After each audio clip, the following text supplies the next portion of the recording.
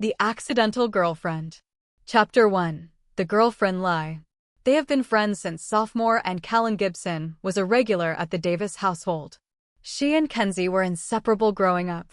Then they chose different colleges, but kept in contact regularly. Their paths were different, but they always found ways to know what is happening in each other's lives. Callan finished her degree in forensic science and went on to become a top forensic specialist at the FBI. Kenzie studied architecture and started her own small firm. Callan knew that Kenzie had an older sister, for years older than her. Kenzie's father's daughter. She was not always in Kenzie's life when they were growing up, so Callan only knew her name and that she was staying in Hawaii, and then after they left for college, moved back here and started the business. Waiting outside of the glass building for Kenzie, she checked her phone again for any messages. Kenzie is 2 minutes away. She has not seen her friend in over a month and is very excited. Kenzie asked her to meet her here. Then she heard her name and turned to see Kenzie rushing to her. "Cal, it's so good to see you." Kenzie beamed. She jumped into her arms and embraced her warmly. "Kenz, oh wow, you look good." Two friends that no distance can dim their connection. Kelsey hooks her arm through Callan and steers her towards the building. "Come, I want to see if Alani is available." They push through the doors and walk to the reception area. Kelsey asked to see Alani Kahue, and the woman behind the desk asked if she has an appointment. Kelsey tried to explain that she is family, but the receptionist was adamant. Callan could see the anger boiling up in her friend and stepped closer to speak. The receptionist's eyes narrowed, suspicious as a border guard. Kenzie's voice was rising, about to boil over, and Callan knew where this was heading, straight into a family-sized scene. So, she did the only thing her panic-addled brain supplied. "This is Kelsey Davis, Alani Kahue's sister," she said smoothly, then added, without so much as a second thought, "and I'm her girlfriend." The lie slid out like silk, shocking in its ease. The receptionist blinked, then dialed upstairs. Callan forced her expression into calm neutrality, but inside she was screaming. "Girlfriend? Seriously, Callan?" By the time the elevator doors closed behind them, Kenzie's shoulders were shaking with laughter. "Her girlfriend? Cal, that was genius." Callan groaned, covering her face. "Kill me now." But when the elevator opened onto the 37th floor, death didn't come, temptation did. The office stretched wide and gleaming, Manhattan glittering through glass walls. And behind a sleek obsidian desk stood the most unervingly beautiful woman Callan had ever seen. Alani Kahue. Black hair pulled into a severe chignon, storm gray eyes that looked carved from marble, lips like they'd been sketched with intent. Every inch of her screamed control. Power. Untouchable. She greeted Kenzie with a warm hug, then turned and smirked. "So," Alani drawled, voice low and velvet, "I am your girlfriend?" The smirk widened as Callan froze, heat rushing to her cheeks. I'm sorry, that wasn't." Alani tilted her head, studying her as though she were a particularly intriguing specimen. "Careful. Girlfriends have duties. And benefits." The words vibrated like a purr, curling around Callan's chest. Her brain short-circuited. Kenzie snorted behind her, clearly enjoying every second of Callan's humiliation. Callan straightened, forcing her spine rigid. "Don't flatter yourself. It was just the easiest way to get past the receptionist." And then, Alani's eyes swept her slowly, deliberately, like a caress she wasn't offering out loud. "Convenient, then, that you thought of me that way so quickly." Callan's pulse thundered. She wanted to roll her eyes. She wanted to snap back. Mostly, she wanted the floor to open and swallow her whole. Instead, she met that storm-colored stare and said dryly, "If this is your idea of girlfriend material, you have very low standards." Alani's smirk softened into something sharper, interest. She stepped closer, close enough that Callan could smell her perfume, something dark and floral, like orchids blooming at midnight. "Oh no," Alani murmured, her voice a low growl meant for Callan's ears alone. "My standards are exacting. Which is why I'm curious, Callan Gibson, why you?" And for one heartbeat, just one, Callan forgot how to breathe. Chapter 2. Dinner with Royalty. "Dinner," Kenzie announced, still buzzing from their reunion. We're all going. My treat. Callan opened her mouth to protest. She had a crime lab backlog and exactly zero patience for her best friend's matchmaking antics, but Alani was already slipping into her coat, as if the matter was settled. Excellent idea, Alani said smoothly. Then, to Callan, come along, sweetheart. Sweetheart. Callan nearly choked on her own tongue. Kenzie, meanwhile, was grinning like the cat who'd swallowed the canary. The restaurant was the kind of place that had waitlists 3 months long and a wine list thicker than most college textbooks. Callan felt underdressed in her blazer and slacks, while Alani looked like she'd stepped out of an exclusive fashion editorial, severe lines, sleek black, flawless. The maitre d' greeted them with obsequious charm. Ms. Kahue, always a pleasure. And this must be. Alani's hand landed on Callan's lower back, gentle but firm, guiding her forward. My girlfriend, she said, like it was the most natural declaration in the world. Callan's knees wobbled. She shot Alani a glare sharp enough to cut steel, but Alani's smirk didn't waver. Oh, the maitre d' said, eyes widening briefly before recovering. Of course. Right this way. At the table, Alani handled the ordering with ruthless efficiency. Wine, appetizers, entrees. Callan hadn't spoken a word before the waiter disappeared with their menus. You didn't even ask me what I wanted, Callan said tightly.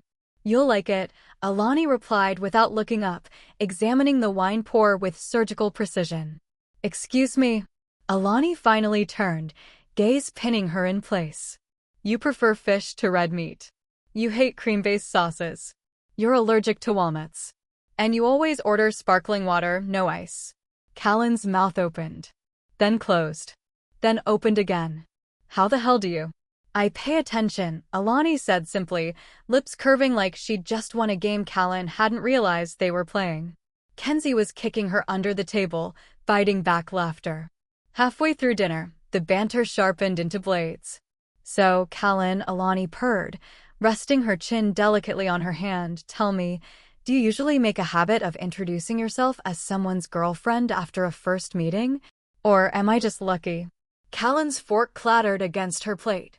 For the record, I was saving your sister from an epic meltdown. You're welcome.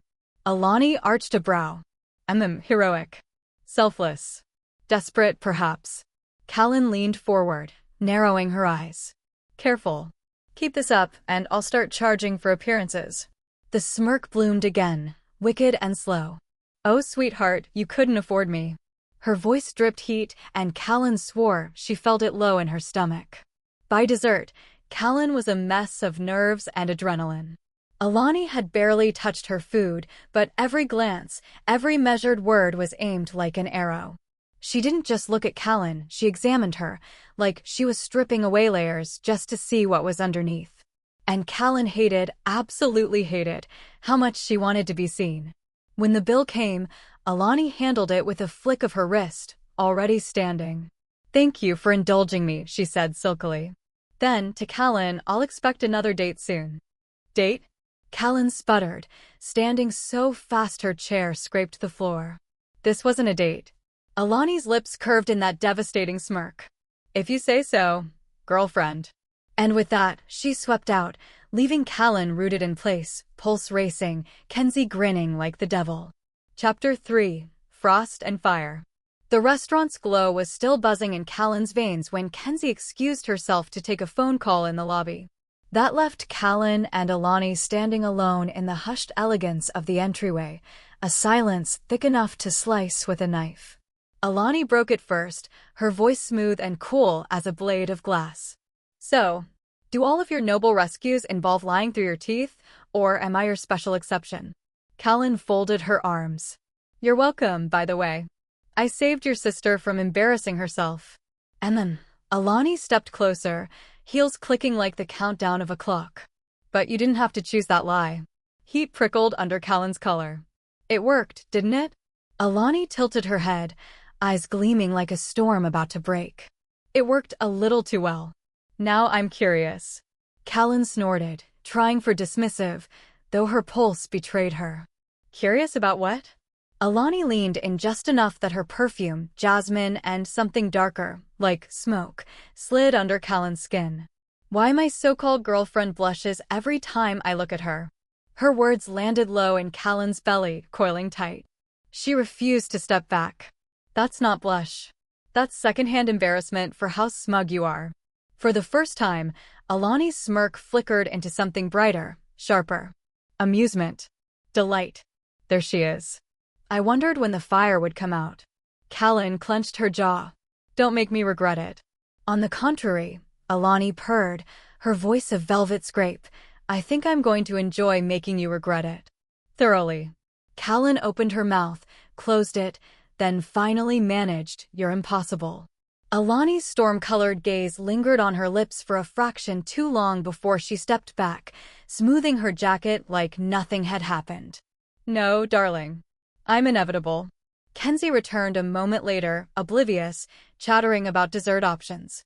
Callan followed her numbly toward the doors, every nerve ending lit, every muscle taut. She was supposed to be the rational one. The professional. The unflappable FBI specialist. So why did it feel like she was the one being hunted? Chapter 4. The Snuggle Puppy Secret. The Davises' sister were late. Kenzie had texted to say she was running behind, which left Callan awkwardly standing in the marble lobby of Alani's building. Again. She told herself she was only here because Kenzie asked. That was the mantra. Over and over. Not because she wanted to see her.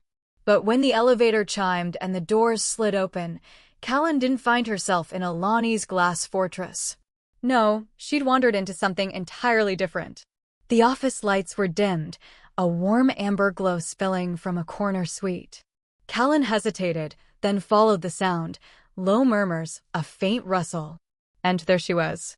Alani Kahue, the infamous Ice Queen, curled barefoot on a leather sofa. Her severe chignon had unraveled into a glossy fall of obsidian waves over her shoulders. In her lap was a massive Akita, sprawled like a spoiled king while Alani absently stroked his fur with one elegant hand. She was reading aloud poetry, if Callan wasn't mistaken. Neruda, soft and husky in her velvet voice. Callan froze in the doorway, utterly undone. The dog noticed first, tail thumping lazily. Alani glanced up, startled, and for the first time since they'd met, she looked human. Vulnerable. Their eyes locked. Callan's lips parted before her brain could stop them. You're a snuggle puppy. The words hung in the air, ridiculous and dangerous. Alani blinked. Then her cheeks, those flawless, sculpted cheekbones, flushed just the faintest pink. Her voice, when it came, was sharp as ever, but not nearly sharp enough to hide the crack. Repeat that, and I'll bury you. Callan grinned, wicked satisfaction curling through her chest. Oh, I'm definitely repeating it. Snuggle puppy. Alani rose gracefully, the Akita sliding off her lap with a grunt. She stalked toward Callan, barefoot, hair tumbling, all sharp edges dulled by the intimacy of the moment. Careful, Callan, she murmured, stopping close enough that their breath mingled. You think you've seen something soft. But you have no idea how sharp my teeth are. Callan's grin faltered, replaced by a shiver. Her heartbeat thundered. She should back away. She didn't. Instead, she whispered, "Sharp teeth don't scare me." Alani's eyes flared, storm-dark and unreadable. For a breathless moment, Callan thought she might lean in, kiss her, prove her wrong. Then Kenzie's voice echoed down the hall. "Cal? You up here?" The spell snapped. Alani stepped back, mask sliding into place with cruel precision. Her hair was smoothed, her expression composed in seconds. By the time Kenzie walked in, she looked every inch the Ice Queen again. But Callan knew better now. She'd seen the warmth beneath the frost. And damn it all, she wanted to see it again. Chapter 5. Sparks in the Rain. It was supposed to be simple. Dinner, a quick ride home, nothing more. But Manhattan had other plans. By the time Callan and Alani stepped out of the restaurant, the sky cracked open, rain sluicing down in sheets that blurred the city into a watercolor of neon and shadow. Kenzie had left earlier, sprinting to meet a client, leaving Callan to offer, reluctantly, to drive Alani home. You could just have your driver, Callan muttered as Alani slid into the passenger seat of her car, impossibly composed despite the downpour. Alani buckled her seatbelt with a delicate click. And miss the pleasure of your company? Darling, don't deprive me. Callan gripped the steering wheel a little too tightly. You're insufferable. And yet, Alani murmured, turning her storm-gray gaze out the window, you keep saying yes. The rain hammered harder as they crawled through traffic. Windshield wipers swiped furiously, but the city was chaos, horns blaring, tires hissing through puddles. Inside the car, though, it was quiet. Too quiet. Callan shifted, her suit jacket damp, hair plastered to her temple. She glanced at Alani, perfect, unruffled, as though she'd stepped through the storm without getting touched. Except, a strand of obsidian hair clung to her cheek, softening her. Callan's hand twitched on the gearshift. Don't even think about. She did. Without thinking, she reached to tuck the strand back.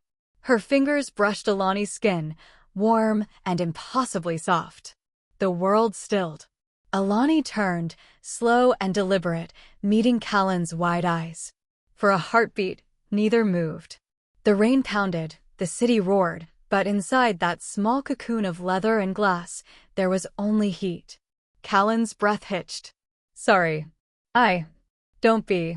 Alani's voice was a velvet murmur, so close, so intimate. I like it when you touch me. The words crashed through Callan's chest like a lightning strike. She yanked her hand back, staring straight ahead, pulse pounding in her ears.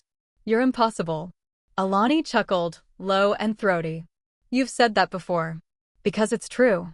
Or, Alani countered, leaning just close enough that Callan could feel her warmth radiating across the space between them, because you're afraid of what's possible. The silence after was deafening. By the time Callan pulled up in front of Alani's building, her throat was dry, her palms damp. She half expected Alani to sweep out with her usual icy grace, leaving Callan to breathe again. Instead, Alani lingered, hand on the door handle, then turned back. Her storm eyes were molten in the dim glow of the dashboard. Thank you for the ride, sweetheart. Callan swallowed hard. Anytime. Alani's lips curved. Careful. I'll hold you to that. Then she was gone, vanishing into the rain, leaving Callan trembling, the ghost of her touch still burning on her fingertips. Chapter 6. The Case File. The hum of the bureau was familiar. Fluorescent lights, the shuffle of agents, the smell of burnt coffee. Callan felt safe here. This was her ground, her order, her control. Until Director Rains slid a folder across her desk. New case. High priority. Corporate irregularities, insider trading, possible money laundering. Whistleblower filed anonymously, but the SEC flagged it. Callan flipped open the file, scanning. Financial statements. Shell companies. Alleged offshore accounts. All neatly printed, marked with yellow tabs. Her eyes snagged on the name stamped across the header. Kahue International Holdings. Her stomach dropped. Sir, there must be a mistake. No mistake, Rains said flatly. You're one of our best. We need this handled clean. Quiet. You'll be lead. Callan stared at the file, her pulse hammering in her ears. Alani Kahue. The woman who smirked like she could see through her, who called her sweetheart and made her body betray her with every look, was now her target. This is conflict of interest, she managed. Rains arched a brow. You know her? Callan's throat closed. She should tell the truth. She should hand it off. But her voice betrayed her. I've met her. Once. Briefly. Rains leaned forward. Then you'll have no trouble staying objective. Objective. Right. Like that was possible. That night, Callan sat in her apartment, file open on her lap, rain streaking her window. Pages of numbers blurred before her eyes. She could still smell Alani's perfume, feel the heat of her skin. She slammed the file shut. It was just a case. Just another case. She'd done hundreds. But no other case had storm-gray eyes and a smirk that haunted her dreams. The next morning, Callan walked into Kahue International under official credentials, not as a fumbling girlfriend. Alani was waiting. Behind her obsidian desk, She looked every inch the Ice Queen again, mask flawless, eyes like thunderclouds. But when Callan stepped inside, badge clipped to her belt, file under her arm, Alani's smirk was gone. Her voice was soft, lethal. So, my girlfriend is actually my executioner. Callan's breath caught. Alani, Save it, Alani cut in, rising gracefully. Do what you came to do, Agent Gibson. But don't you dare pretend this is just business. The air between them crackled, part fury, part heartbreak, part that same molten pull that wouldn't die no matter how hard Callan tried to kill it. And for the first time, Callan realized this wasn't just an investigation. This was a war. Chapter 7, Confrontation. Alani didn't sit. She prowled. The expanse of her glass-walled office felt suddenly too small, her heels clicking like gunshots as she circled the room. Her storm-colored eyes pinned Callan with a fury sharp enough to strip her bare. You, Alani hissed, waltz into my building. You parade yourself as my girlfriend.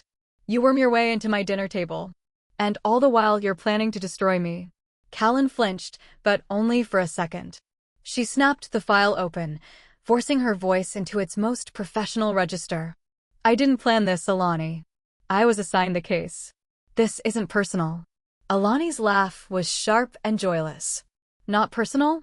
Darling, you've seen my home. My family. My dog. You've touched me. Her voice dropped to a lethal whisper. Tell me that isn't personal. Heat crawled up Callan's throat. She tried to hold her ground, but Alani was in her space now, leaning across the desk, storm eyes blazing inches from her own. I have to do my job, Callan said, softer this time, almost pleading. If there's nothing to find, you'll be cleared. And if there is? Alani's words snapped like ice. If you find something real or fabricated, you'll cut me open for the Bureau to feed on. Won't you? Callan swallowed hard. If you're innocent, you have nothing to fear. Alani's lips curved, not a smirk, but something darker. Innocent. Sweetheart, I built this empire from stone and blood. No one stays innocent in my world. Their eyes locked, fire against storm, fury against restraint. Callan's pulse thundered. She should step back. She should end this.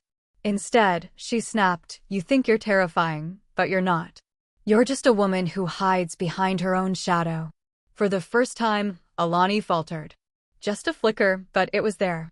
Then she leaned in closer, so close Callan could feel her breath against her lips. And yet, you can't stop looking at me. Callan's resolve fractured. The tension between them was molten, unbearable.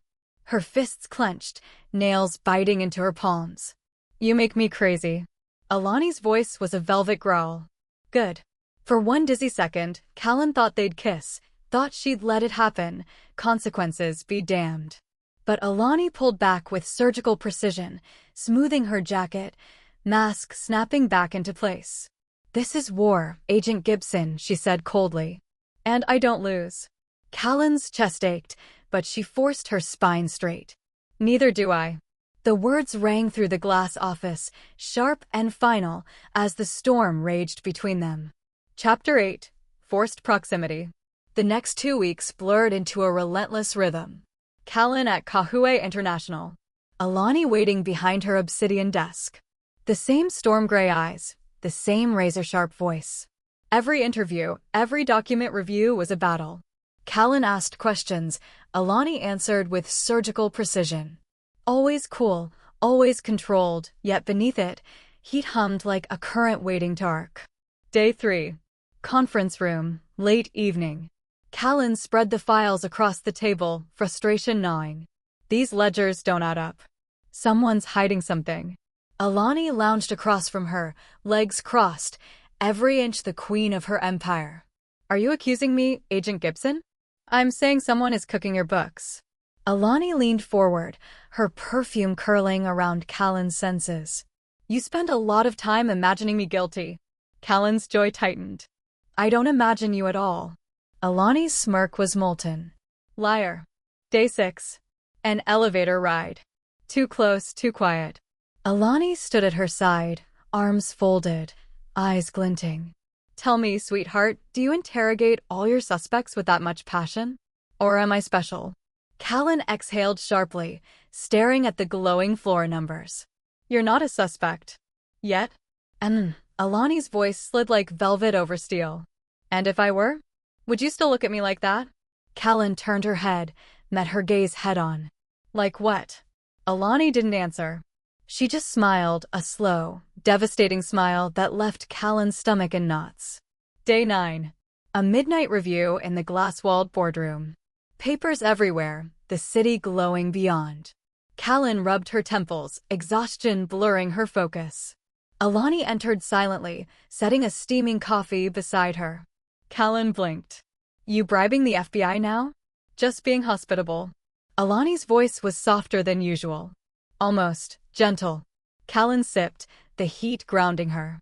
She glanced up and caught Alani watching her, not with storm and ice, but with something raw, bare. The moment stretched. Then Callan broke it, slamming the file shut. This doesn't mean anything. Alani's smile returned, faint but sharp. Everything means something, sweetheart. Each encounter left Callan shredded, torn between suspicion and a craving she couldn't admit, even to herself. Alani was guilty of something, that much she believed.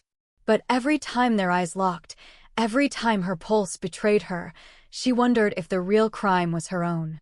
Chapter 9. The Kiss. The boardroom was empty, but for them, the city sprawled in glittering silence beyond the glass.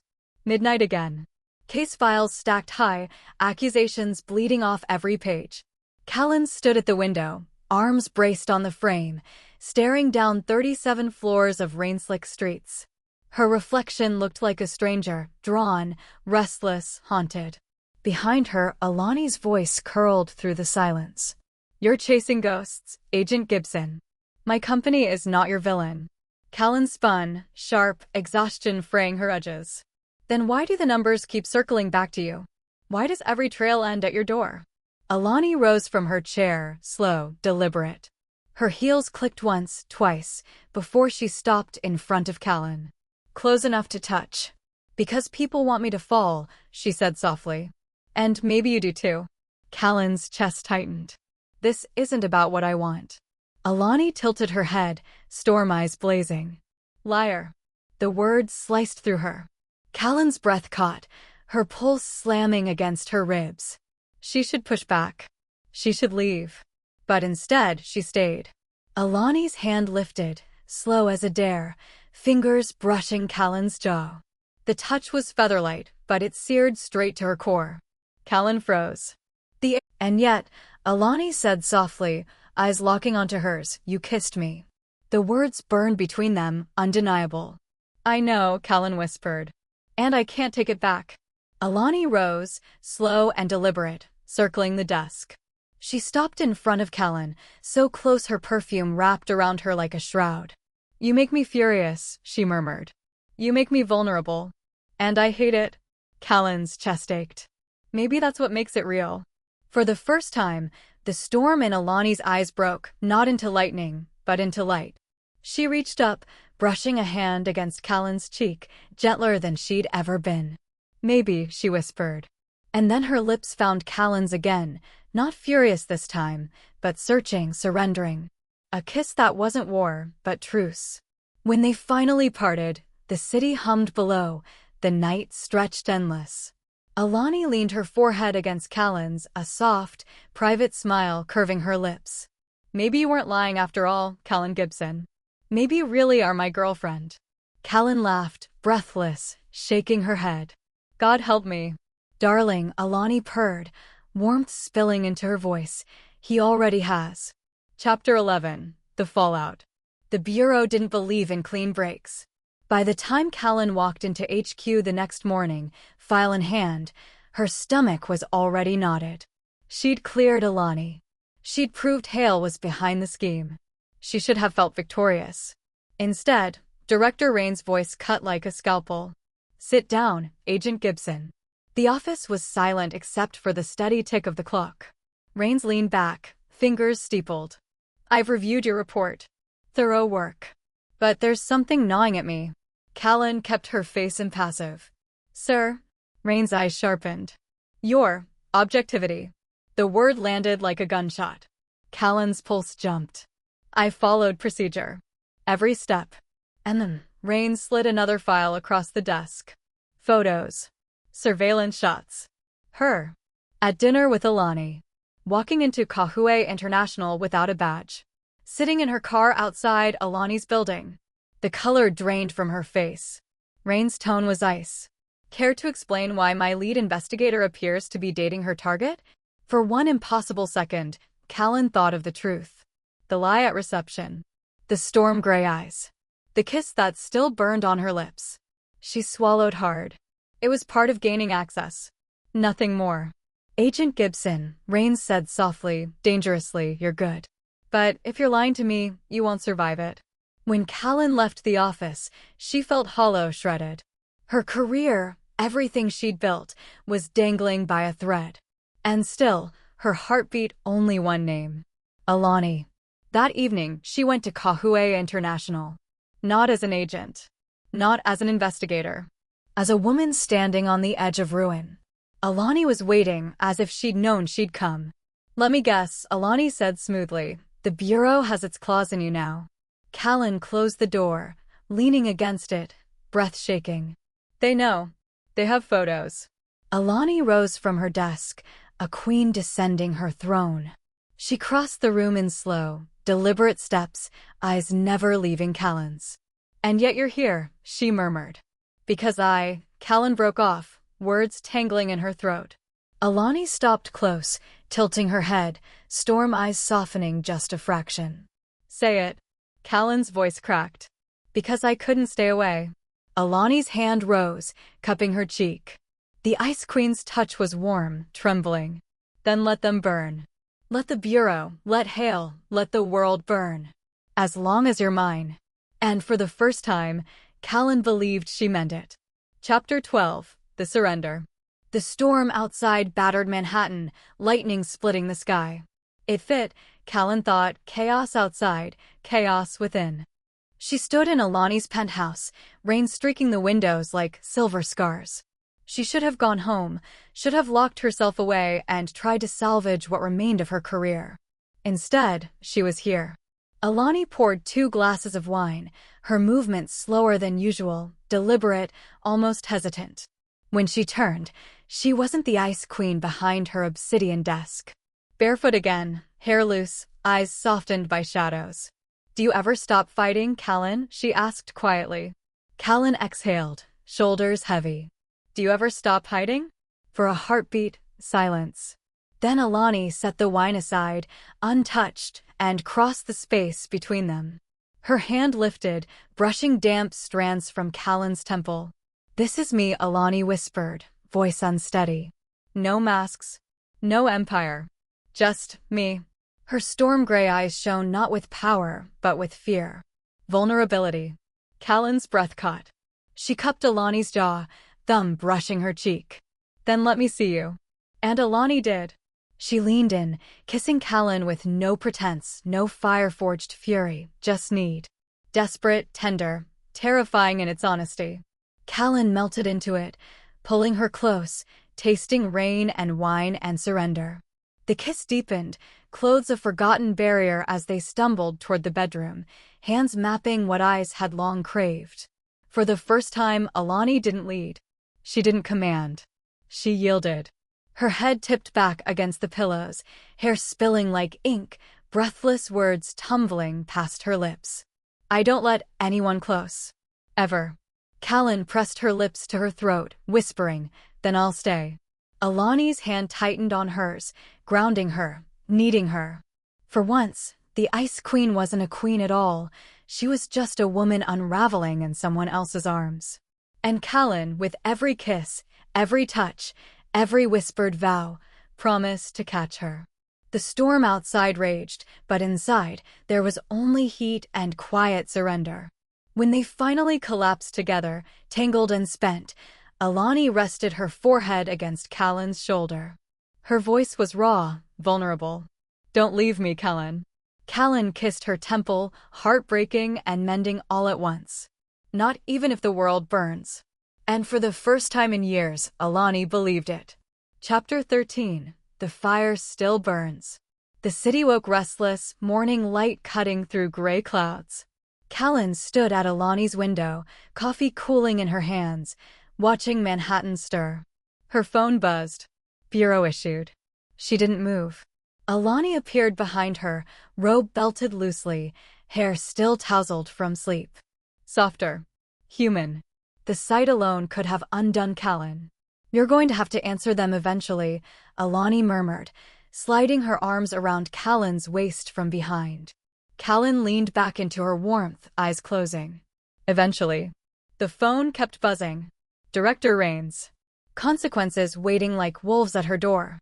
"I could ruin you," Callan whispered, almost to herself. One report, one word, and it's over.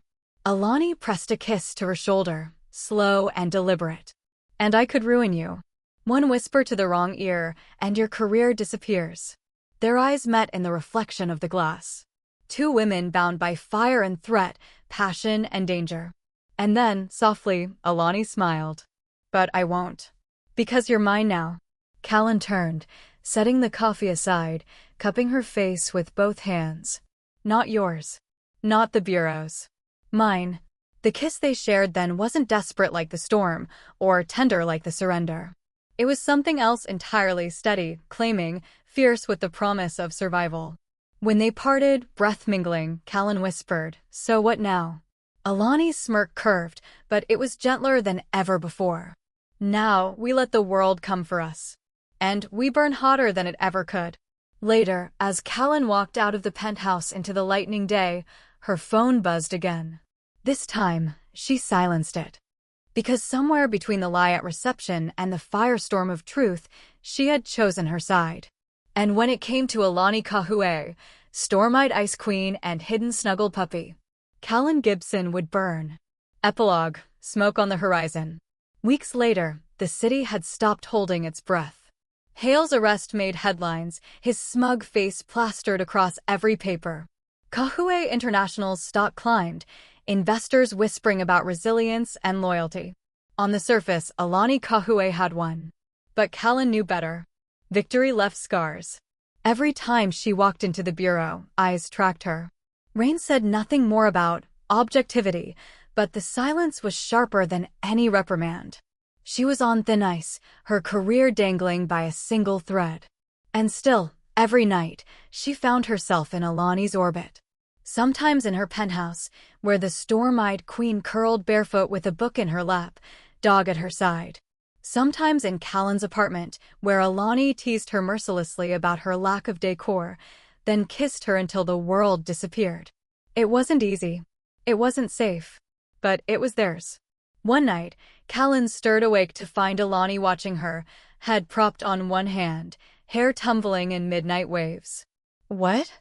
Callan mumbled, voice husky with sleep. Alani's lips curved into a slow, private smile. "I was thinking how dangerous it is." Callan blinked. "Us. Always us." Alani's storm eyes softened. "But then, fire is always dangerous. And still, people gather around it. Crave it." Callan reached up, tracing her cheek. "So, what happens when it burns too hot?" Alani kissed her knuckles, voice a whisper of velvet and steel. "Then we burn the world with us." Somewhere in the city, smoke curled from unseen flames. Enemies whispered. The bureau sharpened its knives. But in that moment, tangled in sheets, breath mingling with the woman she shouldn't want, Callan Gibson didn't care. Because fire was dangerous. And she was already consumed. Stay tuned for Book 2, Burn the World, coming soon.